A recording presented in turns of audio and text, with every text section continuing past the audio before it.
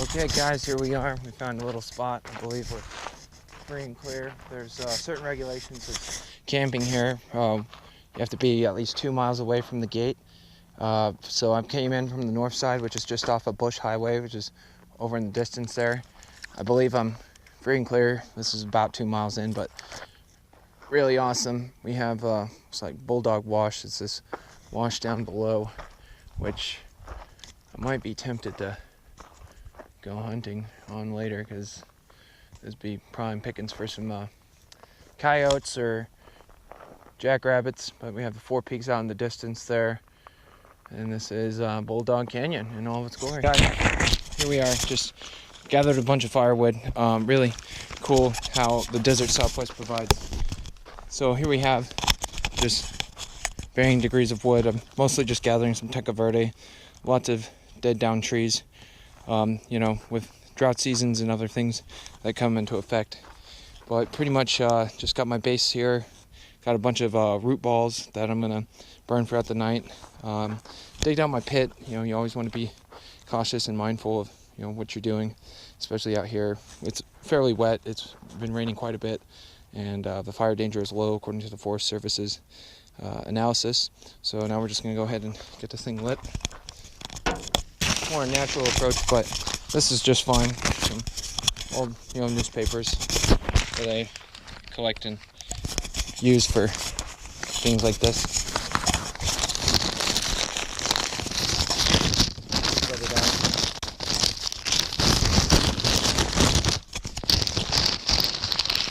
Put it underneath the base.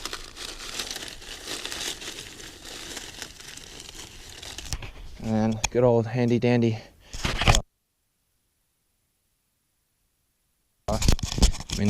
Not as crazy outdoorsy adventurous as Luke is from the Outdoor Boys, but getting a little bit of heat on there. Oxygen, fuel, and heat. It's what our fires need. So we've got these little bits of the Tonka Verde that are going to catch up real nice really quickly.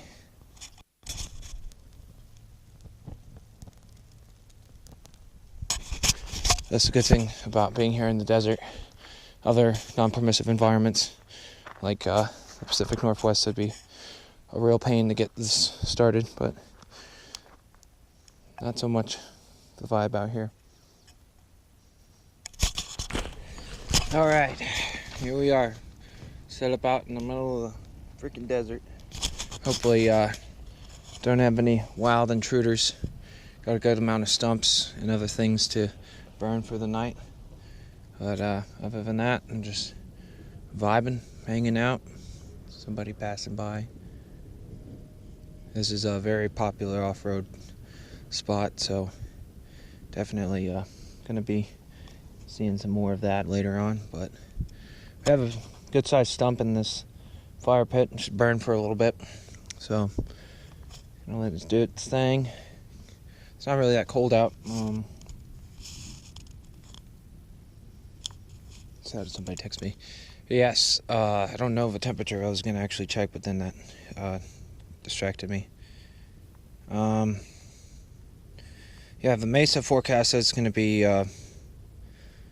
49, a low of 49, and then make sure I'm not gonna get rained on. Oh, okay. That's good. It says it's gonna rain later tomorrow, according to the weather app forecasting. So should be great. Should be cool. I'm just gonna hang out, enjoy my time out here. Logs burning. Dinner. Humanitarian daily ration. It's a food gift from the people of the United States of America. Well, at least I know my tax dollars are coming full circle. I'm supposed to be able to open this, I think. I don't know. It's very similar like to MRE, I would assume. And I am correct. Don't know what exactly the meal is, but we're gonna find that out. pilot bread, I assume, based on the shape of it. Shortbread cookie. Oh, okay. That's even better. Some gelatinous goop. Calorie rich and dense, I assume.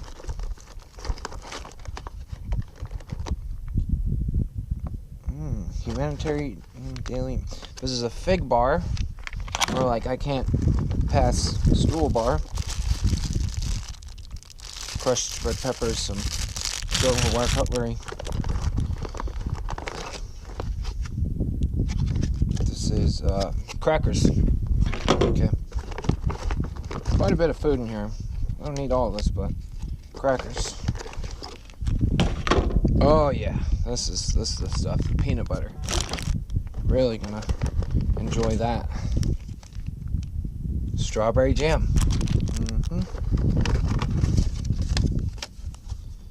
Lentils.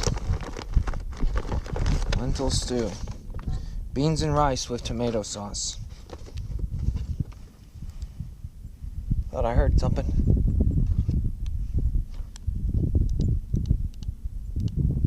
I believe it's just, I don't know if you hear that.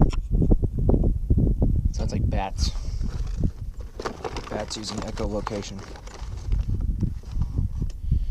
Strawberry toaster pastries. I think I'm in the mood for the, if I can find it, whichever one the meal is beans and tomato sauce. Yeah, beans and rice with tomato sauce. It's about 400 calories. Again, these are all very rich. That's going to be for breakfast tomorrow. Yeah, I think you could just eat it as is. Yeah, I don't see anything that suggests how like an MRE would have it be you just heat it up in a special heating element. I think that this is just plain. So, cool. We just gotta open one of these up and see if that's the case or not.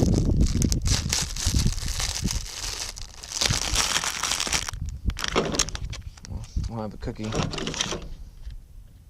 a fig bar, I think. Too.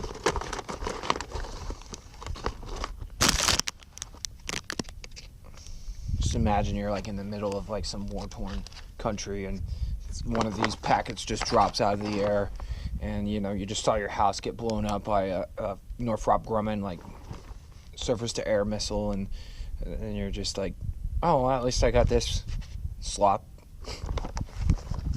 And in no way is a political commentary whatsoever. I support our troops in every aspect, every way. There's nothing wrong that America's ever done before, period. Yeah, so you open up from the side. Okay, I'm just gonna put that in the fire. Increase the CO2 presence. And I guessed it right. Yes, we have our beans and rice and tomato sauce. Hopefully I can have regular bowel movements after this.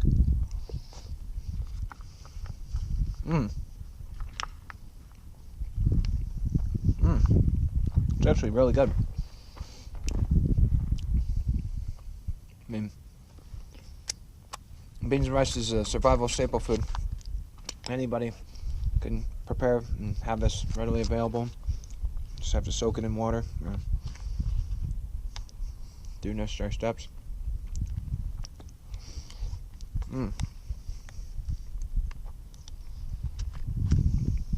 And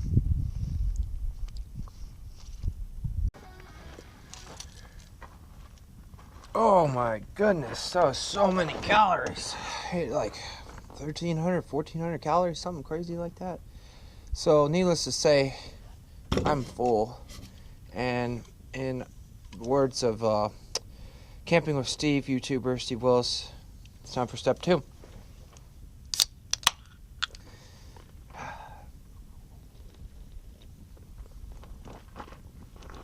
Really good. Not bad. People give me crap for drinking these the beast hard monsters, but you know, it's nice. It's not too bad. And I like Monster energy drinks, so I like hard monsters as well. And yeah, I'm just gonna take it real easy, chill, vibe out and enjoy this little fire we got going. And let's see what time it is. Oh, it's almost 8 o'clock, so probably won't be up all too much longer. Thankfully, it's been really quiet. I haven't seen or heard anybody driving past in probably close to an hour. So hopefully that keeps up. I don't like it when I'm at a dispersed spot and you're constantly having people coming to and fro and just making it an unpleasant experience. I mean, there's been times I've been camping. There was a video on this channel where I was out in Tucson and Reddington Pass, and I pulled up and camped at a spot and thinking it was all right. You know, I know in the area it was generally good for target shooting and practice, but you know, I showed up at 7, 8 o'clock at night and just set up camp, slept in the bed of the truck here, and it's like about like 2 o'clock in the morning. I got woken up. There's freaking dudes firing out of their truck or vehicle like over me when I was sleeping, and it's just like, dude, I mean, this is just unbelievable. Like, Tucson's ghetto, I know, but like that ghetto, that's just bonkers. I never would have thought. Yeah, it's interesting having some run-ins with people out here. You got to be real careful about that. That's why I always pack in a little extra protection, some safety precautions that are lethal in force. But I'm just ranting. Okay, let's see if there's actually temperature difference over here. The glare's getting to me. Can't see it. Yeah, it looks like it's sub 50 over here. That's what I thought when I first recorded it, that the heat from the fire was traveling up into the truck bed where the thermometer was and giving us that reading, but not too bad. I think it's supposed to get to 49 degrees. Anyways, yeah, so I just have that 2-inch foam pad. I have a wool blanket right there, and a 60-degree bag on top, and then I'll be wearing, intra layers and other things to keep warm. But I hate to be betting on what Apple Weather says or weather service says, because where we're at, it's reporting the weather for Mesa, and I mean, I guess it's technically the closest weather monitoring station, but just to give you an idea, it said it was supposed to be, according to the weather app, like a low of 59 degrees. Right over here outside of the fire, it looks like it's 52 degrees right now. So I'm anticipating it to be close to 40, if not close to freezing. But that's why you eat a lot of calories. You need a lot of calories consumed to heat up a sleeping bag. It's not the sleeping bag itself that's warming you up. It's your body reflecting the heat, your metabolism working and keeping you warm in the sleep system. So that's why it's vitally important if you're in super cold conditions to sleep well fed. I mean, there's always like, oh, well, you're not supposed to eat before you go to bed. Not in this case. Eat, because you need those calories in order for your body's metabolism, which is what heats you, what keeps you warm, to be working in overdrive on super cold conditions. So anyways, so this is a sleep setup. I'm not quite ready for bed yet. I'm gonna go ahead and just vibe, chill out by the fire, have a cold snack or two, and then head to bed. Good evening, good night, everyone. I am heading to sleep. It is 11 p.m. and yeah, feeling really good. Feeling pretty warm. I'm just gonna go about it this way. I have my other layers there just in case I feel a little nippy in the night and need more, but it's pretty warm out. I'm surprised. I'm just like, what the heck? But anyhow, I'm going to bed. Well, good morning. Real sight here. Gonna check the temperature, see how cold it got. Oh yeah, so high 40s, like 49-ish degrees. Not bad. I tell you what, it was great. seeing the sunrise over the Four Peaks right there. I slept really good. It was exceptional. Just the perfect temperature, I think.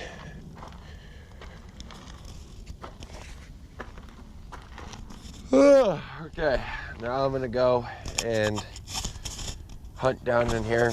And this is what I was trying to show you guys last night, but it was pitch black. So this whole wash is part of like quote unquote Bulldog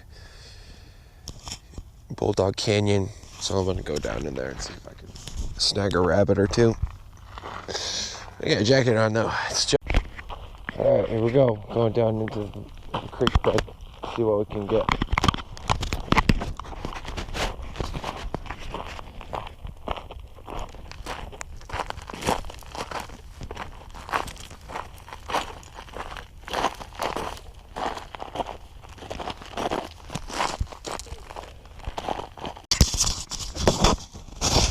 Alright, we made it down. It's good to see the difference. I was up there. Now we're down here. Not seeing any tracks of anything. But I'm keeping my eyes peeled. Might see a rabbit or something. Oh, but at least a rabbit. Got my Rossi lightweight carbine. I put a 9mm in it, but it shoots 350. It can shoot both, but yeah. I'm going with a 9mm non-toxic load, so I can take down a rabbit. That's if I see one. But I'm just gonna walk down this wash and see what we can see. Well, no luck on the hunt. Not seeing a whole lot of activity out here, and it's getting hotter. Not too sure. Still gonna keep my eyes out. I just got the rifle unloaded right now and kind of scoping through this wash here, seeing what we can see. And I saw a lot of coyote poop, which is an okay sign. For coyote, it's a great sign, but for rabbit, not so much, because coyotes like to eat the rabbits. But I'm gonna just walk down the wash back towards my vehicle. If anything catches my eyes and I can shoot it legally, I will. Yep, didn't see anything, but nice to just move the body around first thing in the morning. Get a good little bit of a exercise in. I'm really craving Waffle House right now, so I think I'm gonna go to Waffle House. I have the rest of that humanitarian rations, but my schedule is not conducive to be spending a whole lot of time out here. Just came out here in order to get a little bit of time in nature, rest, relaxation, and go from it. Go from there. But yeah, we're heading to Waffle House. Just got done eating at the best restaurant in the world. Probably one of the best ones, but still pretty good. Heading home now. Always get to get a little bit of adventuring in, some time alone, nature, God, and hopefully you guys enjoy this video. And if you like more outdoor nonsense like this, please feel free to subscribe and watch more of the videos that I've created exploring in Arizona.